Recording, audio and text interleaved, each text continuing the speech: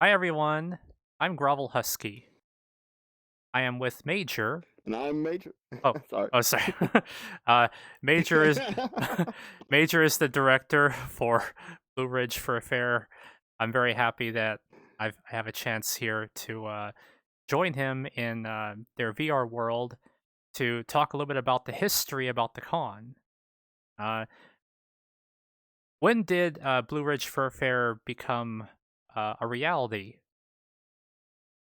Well, at Blue Ridge Fur Fair, the first event was held in Asheville in 2020. Actually, the weekend of the lockdown. Um, uh, Saturday night, the hotel got a call from the governor, whole nine. It didn't have to shut down the event.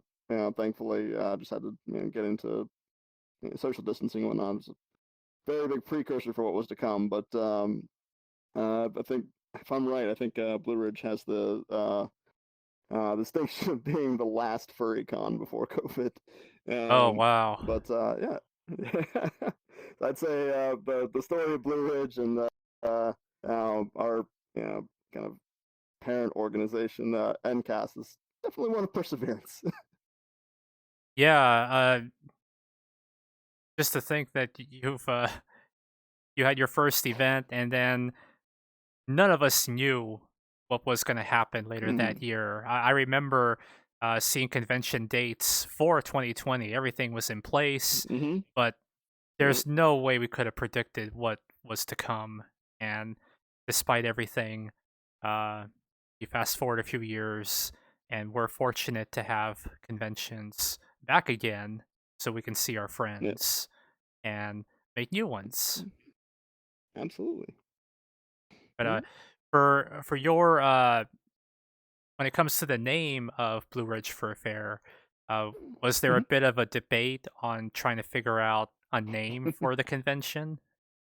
There was uh, actually, the story behind that. We basically when the name was being created, they knew they wanted to go with something that was very reminiscent of the Blue Ridge, Appalachia, Asheville, the city that we've called home. Just wanted to be very represented in the name itself, and one of the founders, Max, was very attached to the initials BRFF, and so it became kind of a game listing out different combinations of things to fit something into one, and we ended up with Blue Ridge Fur Fair. Blue Ridge Fur Fair. Was it the same for the mascot? And trying to figure out what mascot to use for the con? We have our two mascots. Aster the squirrel is kind of in the logo there, Yeah. and Petal, yeah, Petal the possum, a possum. Um, Actually, were uh, designed by two of the founders.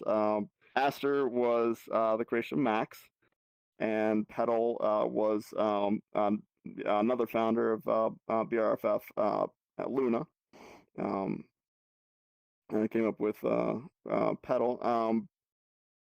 Not sure, but the idea behind them was to represent the mountains and the region and the city and the more rustic aspects as well. So Petal, the possum, is represents the city of Asheville, very rebellious, non-conformist, drummer in a band, Yeah. like very urbane, and whereas Astor is a park ranger. He's very outdoorsy, very like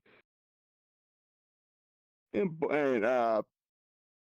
reserved, kind of, and just the likes the natural slow life. So it's kind of like the Huh. duality of Asheville. Okay. Uh, were there any conventions prior to your convention, or like would your convention be considered the first in the state to be established? Not Or the not the first. In fact, the organization that BRFF is under is called NCAS, the North Carolina Anthropomorphic Society. A lot of the people that founded NCAS were originally working on another convention in the Triad in the Piedmont area that was around 2018, around the same time BRFF started. Was starting to kind of lose steam. There's some things going on there, but they didn't want to see the convention space in North Carolina die. So they got together and started NCAS. Uh, MCAS was going to launch their own convention the same year as Blue Ridge, called Bewhiskered, but was supposed to happen in the fall, and we all know what happened in the Yeah, fall of yeah, 2020. So yeah. that got postponed.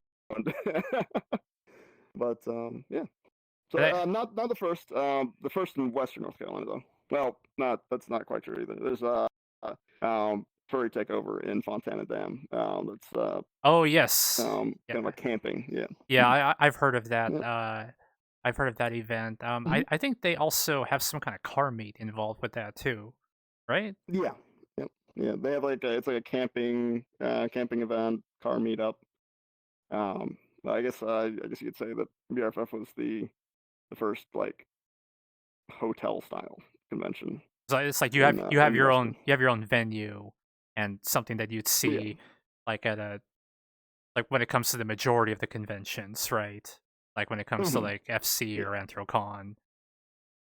Right. Yeah.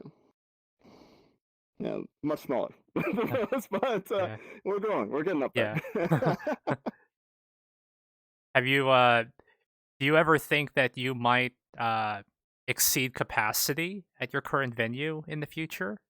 Well, actually, that's why we are doing virtual this year, because the first year in 2020, we sold out our venue, not expecting to have that kind of response. That was incredible. Oh, that's But amazing. sold out the venue. Yeah, yeah, absolutely. Got a newer venue for the second year, which was supposed to be originally in 2021, and I got postponed to 2022, and ended up at capacity there as well. So we are in the process of looking for getting another venue to continue with BRFF since we've now outgrown our first two Yeah. venues in as many years. Yeah. Well, I it's I can see it be something to be congratulated on, but I can see too that from a staff point of view, it can be kind of terrifying to think you have that many that want to go to your con. Yeah, absolutely. And I the last year, our 2022, at the Crown Plaza, in Asheville, almost half of our ticket sales came at the door. That was not something we were Oh, expecting. So that was incredible, but also stressful. you had enough It was like badges. maybe 40%. Yeah, barely. Oh, you We barely had. just barely had enough. Wow. Yeah, I'm gonna have to. Yeah. Whenever I get a chance, I'm gonna have to try to visit your con sometime. It's although California and North Carolina are pretty far from each other, but maybe someday. I'm gonna be optimistic here because I always like visiting new conventions. And also I just like seeing Hmm. the area too. So I will have to try to make it a commitment in the future to check out your convention. Absolutely. Absolutely. And Asheville is a beautiful city. We're trying to stay in Asheville. We may have to kind of event space is a little limited, so we'll see where we can land. But it's a gorgeous part of the state. Very unique culture. It's not really like anything else in North Carolina, at least as far as I'm concerned. But Do you have a lot yeah, of it's a snow? great place to visit. Is And not a ton though. Our last convention last year, we did get snow during the convention. Uh, Saturday morning, we woke up and there was like 4 or 5 inches of snow on the ground. So that was a nice surprise for for suitors getting out to play in the snow. That was kind of cool. yeah, you got to stay cool if you're in a fursuit. Yeah, yeah. Did not hurt for that. Yeah. Yeah. Oh, well, yeah, you've definitely had quite an adventure uh running the con. Uh, but I want to thank you very much for taking the time to chat about the con's history. I'm Hmm. I'm looking forward to seeing the con grow, and Yeah, hopefully one of these days I can go check it out myself. absolutely. We'd love to have Yeah. you. Like you said, it's been really incredible to watch it grow, watch the community grow. Like the first year in 2020, I was a volunteer. I was not staff or anything. I just volunteered at the con.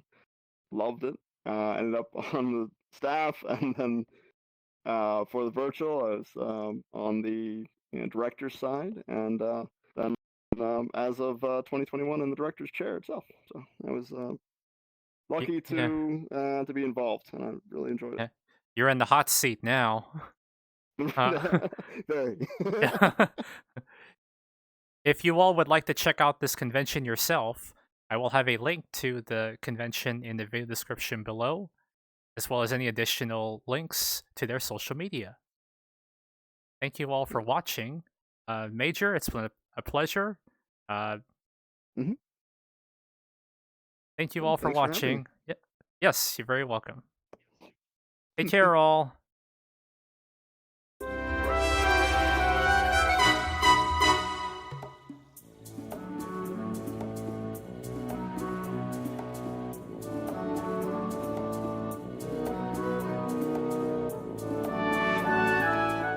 I mean, I actually didn't realize you exceeded capacity